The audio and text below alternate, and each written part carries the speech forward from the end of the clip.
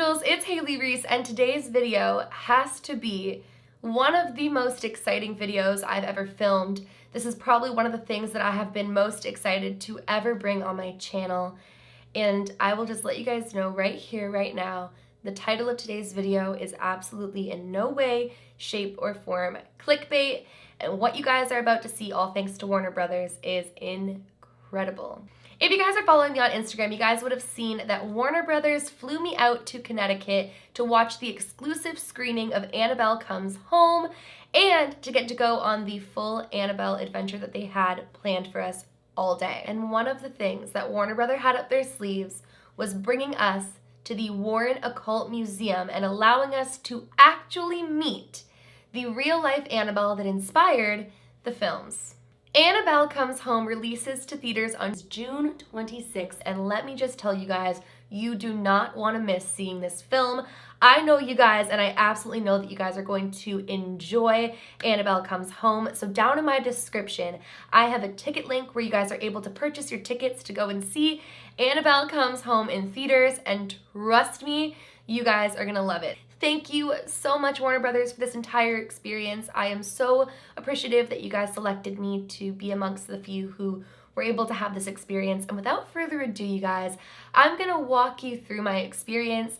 Believe me when I say there is more footage than I think you guys thought you were going to get. So let's get into today's video. So like I said, first and foremost, Warner Brothers actually flew us out to Connecticut to have this entire Annabelle Comes Home experience. And the very first thing that we did was actually go to an exclusive screening of Annabelle Comes Home. And the coolest part was that we actually got to watch the exclusive screening with Ed and Lorraine Warren's daughter, Judy Warren, and her husband, Tony, which was such a phenomenal experience, but most importantly, to me especially, it was a complete honor. So I'm gonna roll the footage of us heading to go to the theaters to see the film and let you guys get a little peek on that. Today I'm so excited. You guys have no idea. I've been like a little kid on Christmas morning today because Warner Brothers has flown me out to Connecticut to watch the screening of Annabelle and have the whole Annabelle experience. I am so excited. You guys know how much I absolutely love and adore Ed and Lorraine Warren and how devastated I was over the recent passing of Lorraine Warren. So to be able to come out to Connecticut and experience all that they were is so amazing. So thank you so much, Warner Brothers. I am so excited for what we have in store for today, but I gotta get downstairs right now because we are about to head to the screening of Annabelle. Annabelle Comes Home, and I'm so excited. Let's get today started. You guys, we just got onto our shuttle. We are heading to go to the screening of Annabelle Comes Home. I am like so excited, but I have someone extra special that I want to show you guys because we're actually hanging out today and you guys might not be expecting. So if you know, comment quickly, but it's Brittany. We're here, you guys. So excited, guys. So obviously we weren't able to film any bit of the film, which I was not expecting to. You guys will have to go and check it out yourself. But I have to let you guys know that I thoroughly enjoyed Annabelle Comes Home. I personally felt as though it was better than the first one. It's thrilling, and it has to do with the Warrens Occult Museum and all of the artifacts in it. So I'm not gonna spoil it for you guys, but you gotta trust me as somebody who really appreciates a good horror film. Annabelle Comes Home was amazing. And like I said, there are ticket links down in the description. So the next things that we went on to do, I accumulated so much footage of, and Tony was actually sharing so many personal stories of Ed and Lorraine Warren's, and I know that you guys love Ed and Lorraine Warren just as much as I do. So I actually decided to make this a two-part video, even though I initially wasn't going to. So you guys are gonna see a ton more footage in a video following this one, but I really wanted to focus on this one, what you guys have been begging me to talk about and share with you guys ever since you saw on Instagram that I visited the Occult Museum, and that is the Warren Occult Museum and meeting Annabelle. For those of you who don't know, the Warren Occult Museum is where Ed and Lorraine Warren would put haunted or demonic items that needed to be kept and blessed and contained by them because they knew how to handle these objects and these items.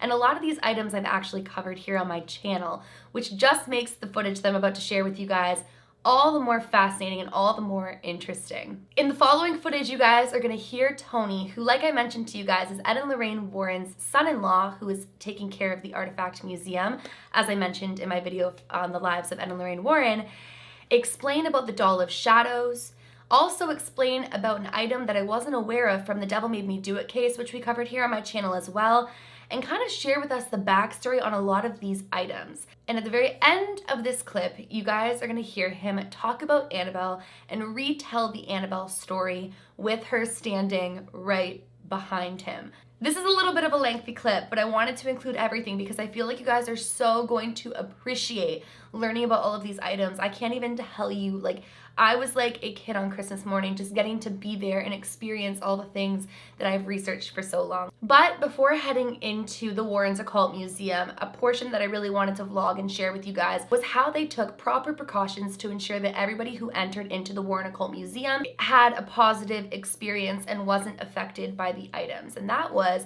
they had us blessed. So I'm actually gonna roll the clip first of us being blessed, and then I'm gonna get right on into inside of the Warrens Occult Museum. There's one thing I want to say before you guys go inside and before I do a blessing. I will be anointing your head with the cross, so if you don't want that, please let me know. It's preferred. Before you guys also go into this location, remember, it is laws of attention, laws of attraction. Go on there with a respectful mind, power of God, your aura, like Tony had talked about, and just think of white, pure light, because you don't want to go there with the wrong intention and the wrong attraction. You never know what you're messing with. Alright, guys? So I'm going to say 2 prayers and then I'm going to anoint your forehead. We ask that the light of God's presence to surround us as a shield. We ask the blood of Jesus to cover us and defend us against the attacks of all evil spirits. We ask the holy angels to be with us and join us in our battle against the power of darkness. Hail Mary, full of grace, the Lord is with thee. Blessed art thou among women, and blessed is the fruit of my womb, Jesus. Holy Mary, Mother of God, pray for us sinners now and at the hour of our death. Amen. Excuse me.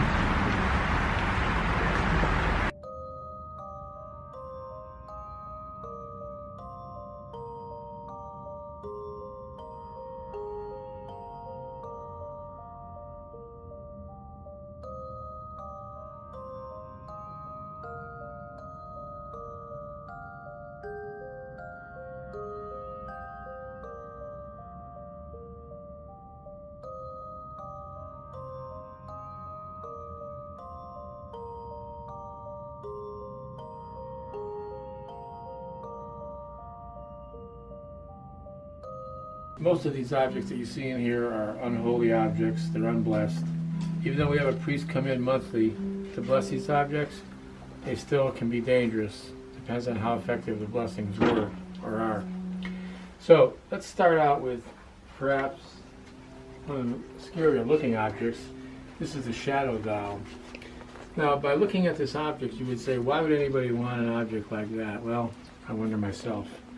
But the thing is, it's made with bird feathers, human tooth, animal bone, and must be paper mache to put it together. But it's an ugly looking object, and it's made for that intention, is to scare and to curse. It's made to curse other people. You can look at it all you want. You can take pictures of it all you want, because you don't know anything about the curse that goes with it, how to instill that curse. You have to be very knowledgeable. That's intentionally made to curse other people. It's similar to a voodoo doll, which we also have in here. This here is a New England witch doll. And they also call it Mayariah witchcraft. And what it is, if I take this off here, all it is like a piece of wood that someone would use. For instance, that you sit at a table, I might take a piece of the wooden table or the chair that you use all the time and incorporate it into this hanging noose. Then I would make a close I can replica of the doll of you, the person I want to curse. Then I would take a piece of pork, fresh pork, and place it around the neck here. And then I would take this whole thing and hang it close to your bedroom window, on a, say on a bush or on a tree. And as the pork rotted, you would become sicker and sicker, with the ultimate goal of you dying. That's what curses are about, to hurt other people. So this is Mayariah magic, or New England witchcraft doll. Over here, let me just go this way a little bit. Over here we have a simple looking plastic prehistoric monster, right? This creature was in a famous case that Ed and Lorraine investigated back in 1980 called the Devil in Connecticut case, or the Devil Made Me Do It case. And what that case was a young boy by the name of David Galazzo from Brookfield, Connecticut, was possessed by a diabolical entity. And this thing that he made himself, he glued it all together. And as he put it down on the floor one day, and the Warrens saw this, Ed and Lorraine both, it glided across the carpet, and a voice came from around it and said, "You are all going to die." It's a very famous case. You could read it. You could probably find the book on eBay called The Devil in Connecticut by Gerald Brittle. But it's as told to the Warrens, as the Warrens told it to Gerald Brittle. The entire story of Arnie Johnson and David Galazzo. And what happened ultimately and ended in a murder of a young man by Arnie Johnson. And the claim was that the devil made him do it. The devil went into him and made him do it. Very famous case. This one here, this is a satanic idol. It's a ritualistic object that was found in the woods in Sandy Hook, Connecticut. Now, about 1990, this happened, where a young deer hunter was walking through the woods in Sandy Hook. He had a bow and arrow. He's about 22 years old. He's about your age. You're about 22, right? 23. See? I'm good at ages. See? You are. I'm good with ages and weights. I can tell somebody's weight within 5 pounds. Let's stick to ages. I don't think I'm going to say your weight, okay?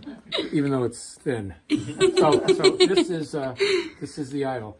But the statue is sitting in the woods. This young deer hunter is looking for deer with a bow and arrow.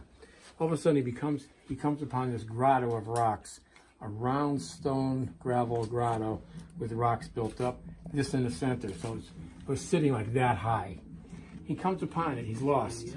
Now he looks and he sees it. He instantly becomes perturbed and disturbed by this thing. He sits down in front of it, exhausted. He says to himself, "What is this thing? I don't know what this thing is, but it's bad. I don't like it." So what did he do? He stands up, he starts to walk away as quickly as he can away from it. As he's walking down the pathway, lost, hoping to find his way out to his car in the street, somebody appears next to him out of nowhere. I'm talking about the dead of summer, dead quiet. All of a sudden, there's nobody there. All of a sudden, there's a guy standing right next to him, walking step for step with him, step for step like a soldier. And he was dressed all in black from head to toe. He had a snow white, short cropped beard and snow white hair going back. And he's about 70 years old. The man never spoke, never looked at this young man. Now the kid's freaked out when he sees this guy walking with him. He doesn't know what to do. Finally, he musters up the courage. He looks at the guy and he says, "How do I get out of here? How do I leave here?" And the guy never spoke. The guy never looked at him. He just pointed. He was walking like this. He pointed to the right and stepped off to the right. And this guy, now he starts to pick up his pace. And he finds his car. He rushes home, calls his friends. And he describes what happened. They said, "Why don't you call Ed Warren? He knows about this stuff. He lives right down in Monroe, next town over." He calls up Ed, as was listed in the phone book. Calls up Ed, and Ed says, "You think that you could find this statue again?" The kid says, "Yeah, I think I can show it to you. Meet me on this road here." So Ed went with Lorraine and met this guy on the roadway. They walked in. Sure enough, they found it. And Ed looked at it, took one look, and he said, "I know exactly what you're looking at, son. That's nothing that should be in the woods. That's a satanic worship idol.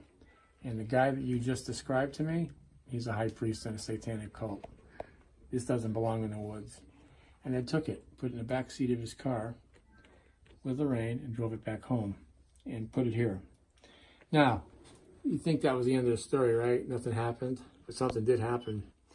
For about 2 days, Ed had it sitting right here. For about 2 days, nothing happened. But on the third day, Ed was outside trying to fix the wipers on his car, trying to replace them. He looks back about 25 feet. He sees Lorraine. She's watering some flowers with a hose. And Lorraine was the kind of person that every time she saw Ed, she'd say, "Hi, honey." She'd look at him, she goes, "Hi, honey, hi," like that. So he says hi. He goes back to his wipers. And he looks back up not even a minute later, he looks back up and he sees her lying on the ground in a fetal position, semi-conscious. He drops everything. He runs like a gazelle, gets to it. He says, Lorraine, wake up, what's the matter? She doesn't answer. He calls an ambulance and the police department. They came out within about 3 minutes. They put her in the ambulance. She's still incoherent. Gets her to St. Vincent's Hospital. For 3 days, she was in and out of consciousness. The doctors did brain scans, MRIs, you name it, they did it. Ed says, what's the matter with my wife? They said, you know something, Mr. Warren? We don't know. We can't find anything abnormal. But I went to see her on the next day that she was there, and she was incoherent. She couldn't answer a question. She couldn't even say hi to me. It was like somebody hit her with a club inside of her head, and she had the flu. But on the third day, miraculously, she snapped right out of it. Now, when I say snap right out of it, she was perfectly normal. And the doctor said, well, you can go home. And she did. She went home that evening. About 2 or 3 days later, I remember walking through the museum, and I visited Lorraine, and she was fine. I said, Ed, can we go out to the museum and look around again? So we went to the museum, and I said, hey, Ed, did you ever find out what happened to Lorraine? What the story was of her? What did the doctors say? What happened? He said, they never told me. They told me that they couldn't find anything wrong. He said, but I know what happened. I said, well, what happened? He goes, and he said, that GD son of a gun, he did that to my wife. I go, who? He goes, that high priest. He goes, when he described that guy to me, I knew exactly who he was. His name is, and he gave me the guy's name. It was a German name. And the guy was German. He said, he's a high priest in a satanic cult, and he's very, very powerful. And he was ticked off that I took his idol out of the woods. So as a warning to me, he did that to Lorraine as a warning to show me the power he had. And I said, you sure about that? He goes, I know it. I just know the guy that well. He goes, we respect each other. He's on the negative side, I'm on the positive side. I'm for good, he's for bad. But we kind of cancel each other out with our powers. He didn't mess with me, but he messed with my wife as a warning. So that's the story of the satanic idol. A necklace, a regular pearl, a small little pearl necklace that almost any woman would wear. But this is a little funny one. This is called the Pearls of Death. And a lady put these on. She put these on. Somebody put the clasp on behind her. As soon as she put them on, it felt like somebody took the pearls and twisted them and started to strangle her to death. She started to choke, and her tongue came out. Her tongue was hanging. They had to yank them off and break them off. Were they cursed? Yeah, they were cursed all right. So something was happening with these. Over here is a conjuring mirror. It wasn't from The Conjuring. This is called a conjuring mirror. Why is it called a conjuring mirror? Because a gentleman from New Jersey tried to conjure spirits with it. What he would do is he would black out his whole bedroom. You could do the same thing. It's called a psychomanthium. You could look that up, psychomanthium. It was made famous by Dr. Raymond Moody. But what you do is you black out the room totally, so you cannot even see your hand in front of your face. You hang a mirror up. It could be any size mirror, but this is just a regular mirror. Then he would put a chair about 3 feet away. And then about 2 feet behind the chair, he would put a little red bulb like this. Maybe a 15-watt bulb, so you could just about see the mirror. And then he would begin his ritualistic conjuring. And it's a very simple process what he did. All he would do is beckon spirits that he knew that had died, like his grandmother, his grandfather, his uncle. He was saying, Grandpa, I miss you so much. Can't you just show yourself to me? Can't you just show yourself to me? He was kind of dingy, this guy. He did it for 3 hours a day for about 2 weeks. Nothing happened. But after that second week, he started to have monstrosities appear on the mirror. Monstrosity faces would appear on the mirror, which actually drove this guy kind of crazy. He actually ended up being treated at a mental hospital. What that is called crystalmancy. Crystalmancy, where a spirit finds it very, very easy to materialize on a shiny object, such as a plate glass window, such as a bumper of a car, a TV set that's not on, or a mirror. So it's nothing that I advocate you trying, because you could actually get something that you never can get rid of. You open that door of the unknown, and it's very, very difficult to close the door. Now this object here, what is this, huh? This is the Annabelle. This is the real deal.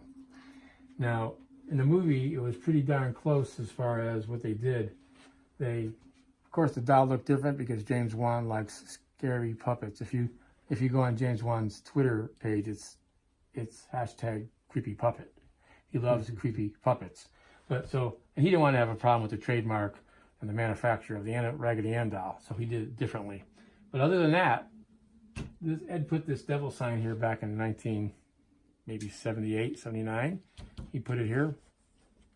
And Ed hand wrote this, and they duplicated it in the movie. He hand wrote warning, positively do not open. Now Dan, who's standing right here, is my lead investigator, made this case special so if we had to transport the doll anywhere, we could do it safely. So tell him, Dan, what you did to build this case. So this case is built by hand, everything on here. The stain that's used on this case, I use holy water, and I put it in the stain. Holy water used. Blessed holy water. And you see 3 crosses, one on top, on each side. On each side is a cross. It's the sign of the Trinity. It's Father, Son, and the Holy Spirit. On each side, I put a plaque of St. Michael on each side of the case. The Archangel. Inside the case, underneath the felt, I scribed the Lord's Prayer, plus the St. Michael prayer underneath the felt there. That all helps bind Annabelle to the case. So what we did was, Annabelle used to be in the original case that Ed had built over there. What I did over here was just mimic Ed's case, but put a little bit more to it to bind the doll. Behind the felt, what do you got? St. Michael prayer and the Lord's Prayer. Written there, right in the felt as an extra protection. Right. So, and then we have a priest come and bless the case. He uses holy oil and everything else on the case. That is to help bind the spirit inside this case. You know, people say, well, why don't you just get rid of the doll? Well, if we did, we're just getting rid of the vessel, not the evil within. You know, it's not the way to do it. You're just allowing evil to roam the world then. At least we have it captive here, at least we think we do. We're to keep it here. The story of the doll, real quick. 1970, 2 nurses from Hartford Hospital in Hartford, Connecticut. One of the nurses, Donna, received the doll as a gift from her mom because Donna liked dolls. She grew up liking dolls. Her mother gave her one. Donna was about 28. She gave her the doll, and Donna loved the doll. Put a little bracelet on her hand, in fact. And she used to treat it like a person almost. She used to bring it to the breakfast nook and talk to it while she was having her orange juice and her eggs. And then one morning, as she's talking to it and looking at the doll's 2 arms levitated onto the table and landed on a table just like this. And now Donna is like, what's going on? And the other nurse, who was the co-worker, roommate, said, you know what? The doll's trying to tell us something. I know a psychic. Why don't we go have a seance tonight and have the psychic come over and find out what she wants to tell us? And they did. That evening, they had a psychic come, friend. And the psychic got to the house and they had a little seance. The psychic went into a trance. And during the trance, she says, I'm picking up the spirit of a young child who was killed outside this apartment complex in a motor vehicle accident. Her name was Annabelle, and she's about 6 or 7 years old. She's inside your doll. That's what she told the nurses. That wasn't true, but the nurses bought it, hook, line, and sinker. It wasn't true because God would not allow a human spirit like that to enter into inanimate objects like that. That's not how the universe works. He wouldn't allow it. But they bought it. So they really treated the doll like she was special. One day, she comes home from work and finds the doll is not on the couch like she left it, now it's in the bed. The next day she comes back, she purposely left the legs uncrossed. Comes back, the legs are crossed. One day she came home and found a piece of parchment paper underneath the bed, written in crayon. It said, help me.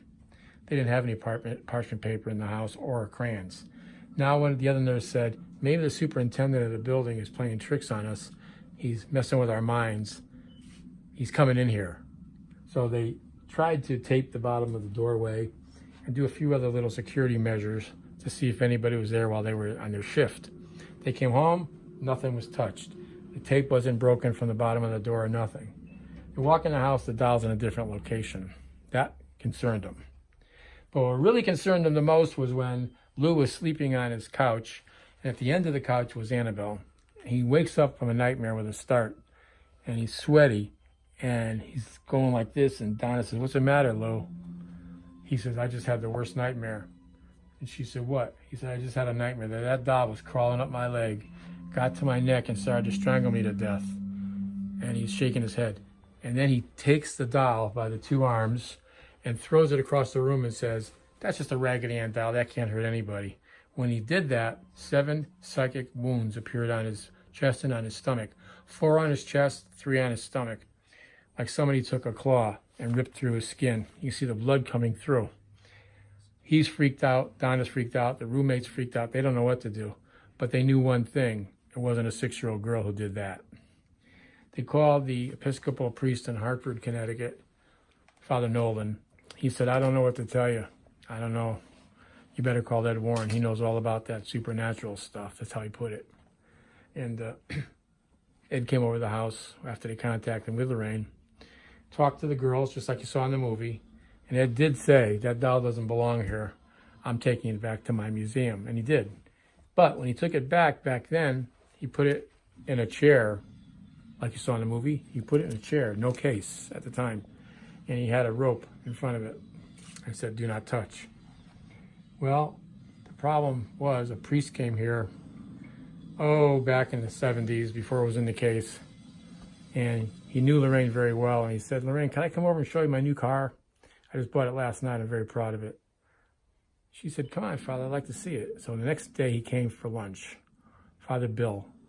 And he shows them the new car, and then they sat down and had lunch. Lorraine gave him tea. And after that, he looks at Ed, the priest, and he says, hey, Ed, could I see that doll that I heard about put slashes on people?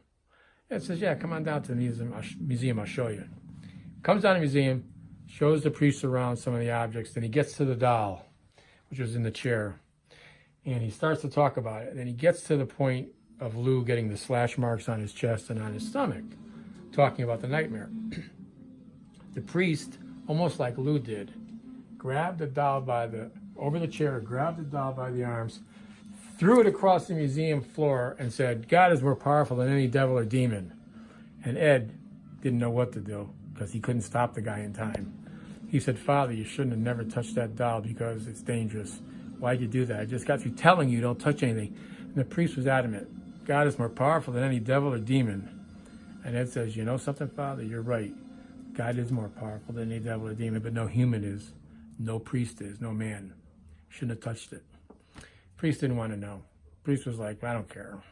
They go back upstairs. He says his goodbye to Lorraine. No problem, right? Well, he never made it back to the rectory.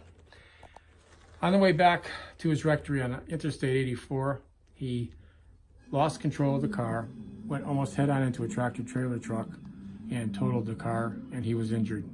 Now, he wasn't killed miraculously. That was a warning to the priest. About a week later, the priest calls up and says, he's crying on the phone to Ed. Ed says, what's the matter, Father? How can I help you? And he says, I should have listened to you, Ed. I should have listened to you. I shouldn't have touched that doll. The last thing I could recall was looking in the rearview mirror of that car. I saw the image of the doll, and I lost control of my car. So, that was number one. Number two was a young man came on a motorcycle with his girlfriend, about 20 years old, with a group of other college kids who came. It had about 12 people here. This is years ago. And he's talking about the doll, Ed. And it was in a case at the time now. He got in a case. And Ed's talking about the doll, gets to the slash marks. What happened? The same thing happened as what happened with Lou and the priest. He gets to about the slash mark part. This young man, kind of cocky, goes over the rope that was right here, and he starts banging on the glass, and he says, if that doll could put slashes on anybody, do it to me right now. What did he do? He just challenged the unknown. He challenged the demonic realm, right? A bad thing to do. And he did it, nothing happened to him.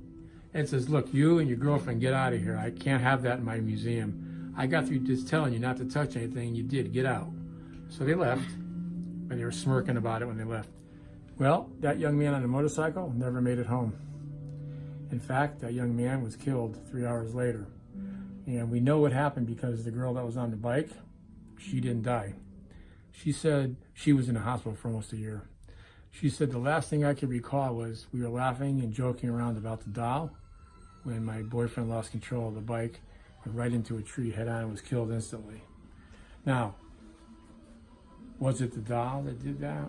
Was it the demonic that destroyed this guy's life? I can't say for sure. Could have been just an accident.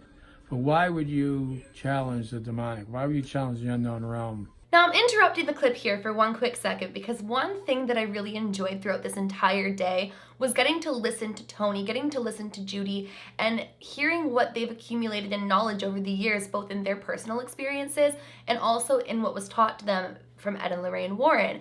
And I was so excited because so many things that they were sharing and encouraging as far as, you know, dabbling into the paranormal and the paranormal realm and world coincided with all the things that I've been sharing with you guys. Protecting yourself with a white light, ensuring that you go into things with positive intention, that intention is everything.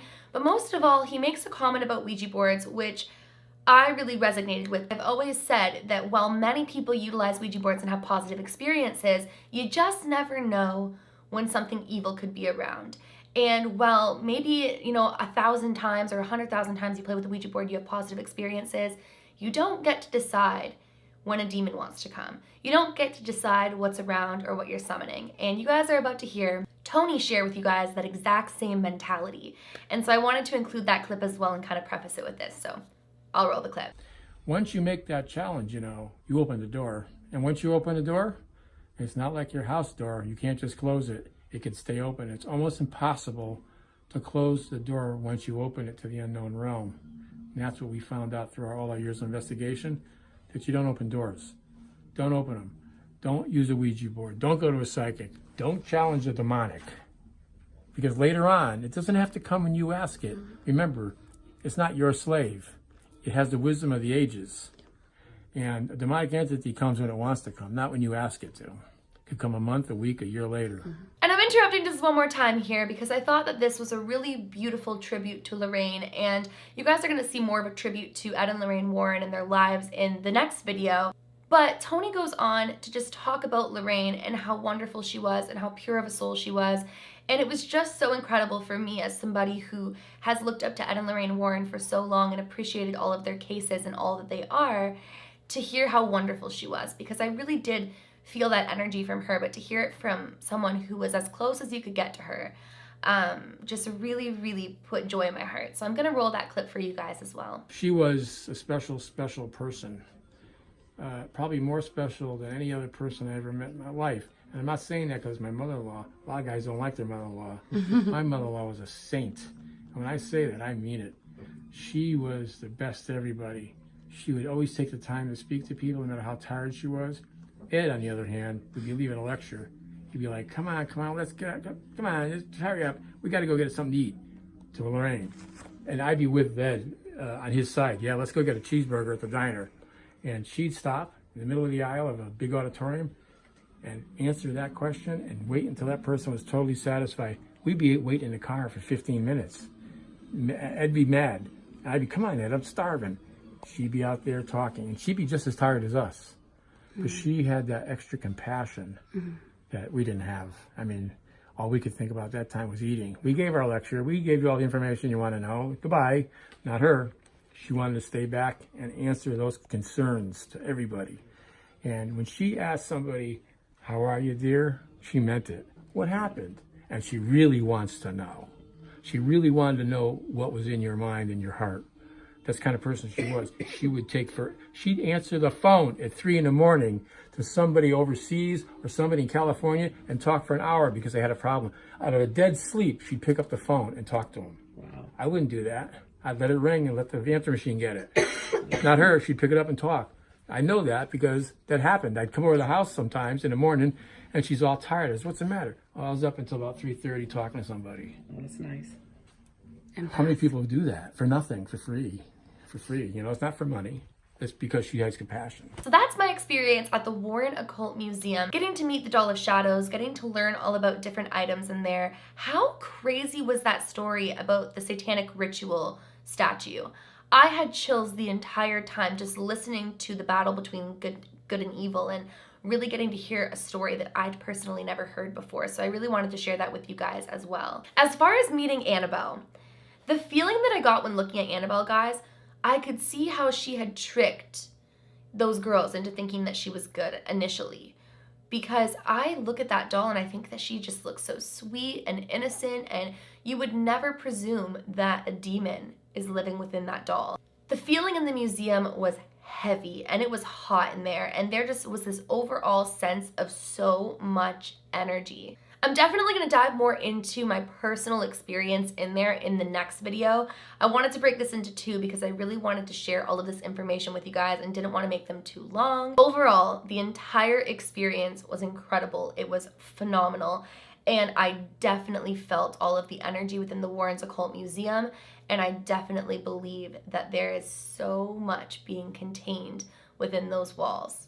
I have more stories about the Warren Occult Museum that I'll share with you guys in my next video, but I want to encourage you guys once again to get your tickets and go and see Annabelle Comes Home in a theater near you. You will not regret it. Now that you guys know just how dark the doll behind it all is, you gotta get to know her more in the next film. Thank you so much, Warner Brothers, for sponsoring this video, for bringing me out to Connecticut, and for giving me the experience of a lifetime. I am humbled, I am appreciative, and I will never forget how incredible that whole entire day was. I'm so glad that I got to bring this experience here with you guys and share it with you all, so I really hope that you guys enjoyed today's video, and like I said, there will be a part 2 to this. If you guys are new to my channel, or you are just not yet subscribed but you do enjoy my videos, make sure you go ahead and click that subscribe button. Please give this video a big thumbs up. I think it's the coolest video I've ever put on my channel, and I'm so happy. Remember, my loves, do all things with kindness, and until next time, I love you guys.